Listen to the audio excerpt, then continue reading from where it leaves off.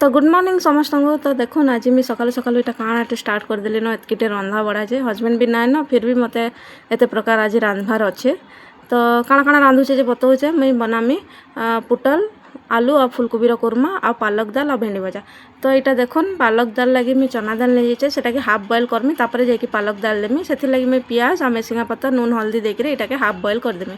आ सियाड़े मोर पुटल भजा भी रेडी हो जाता ना पुटल आलू के पूरा भाजी देती ना यहाँ फुलकोबी के टे बॉयल कर देती तापर भाजी देचे देखुन लाल लाल कर भाजी देचे यहाँ मुझे यहाँ कुरमा बनामी।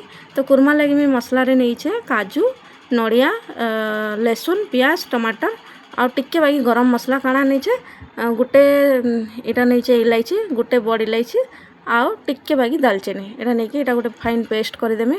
फाइन पेस्ट कर सारापर यहाँ कुरमा बनामी। देखुन मोर दाल भी हाफ बॉयल हो गलान इन पालक साके देदेमी। तो फिर मुई एतेटे आइटम कांजे बनाऊचे कहूचे यहाँ आमर घर पाखे जड़े रहसन आमर इन ओडिशार आन आमर बरगढ़ आन तो तांकर देह टे खराब अच्छे बेले सी टे रांधि बाढ़ी ना पार्बार यादे। तो सकालू तो मुई उठी तो मुई तांको फोन करदेली जदि ना रांधबार बेले ना रांधब मुई रांधि दौचे और पठेदेमी तुम लगी बोलिकी।